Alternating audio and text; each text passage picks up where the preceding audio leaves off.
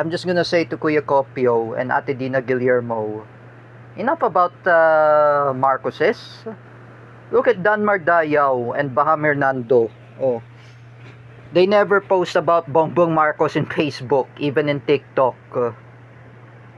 Because I know Dan Mardayaw, when he posts in TikTok, he never talk about Bongbong Marcos. Oh, he said anyway, he posted only the Beatles. And he posted the upcoming film, Michael Jackson. Oh, that is a real non-political motivation. We should not talk about politics. Even I'm just saying to those Marcos loyalists who were fake Filipinos, don't talk too much politics. Someday there will be karma. Someday there will be a reflection.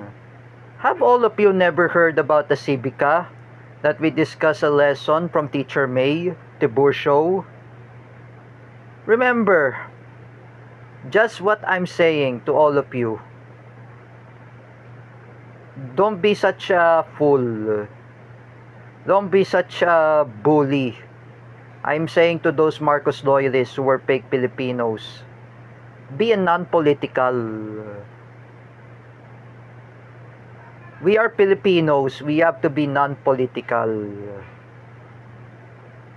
What I'm saying, because when you talk about too much politics, I say to Kuya Copio and Ate Dina Guillermo, Sangkay Janjan, Teacher Alexandra Pagkalinawan, Romeo TV Vlog, and also the other Marcos loyalists who were fake Filipinos, even Nino Bersaga.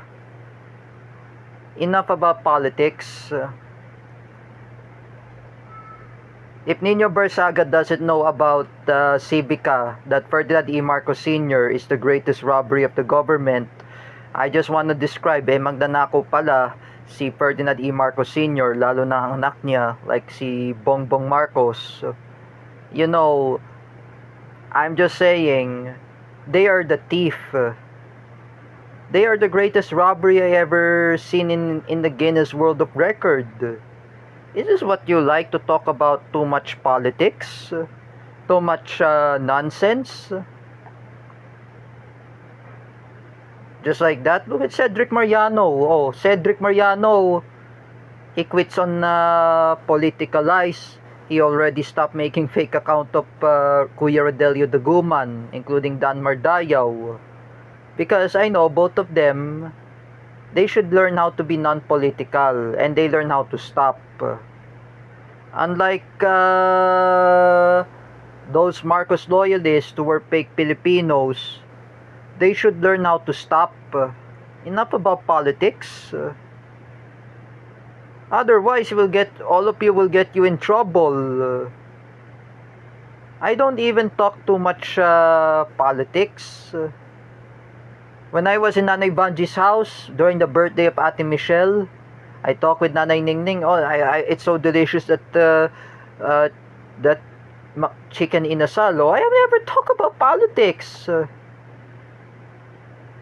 I'm always little bit talk about politics to Ate Isa. Oh, and I talked to Ate Isa about what happened in the Middle East, in Iran war.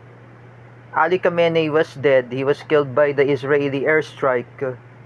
And the Strait of Hormuz is an oil price hike in Iran.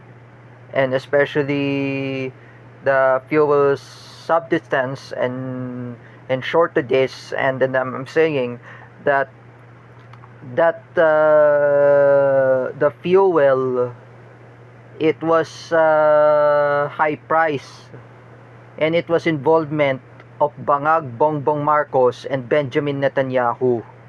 Both of them are criminals, like father and son, like Benzayon Netanyahu and Ferdinand E. Marcos Sr.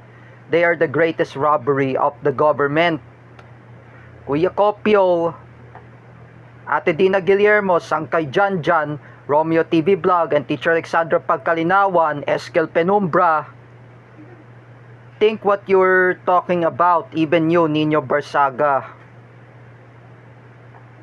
I never want to talk about politics. Even in my blog, I'm going to Padre Pio anyway. I don't talk too much political. And I'm saying we have to be non-political.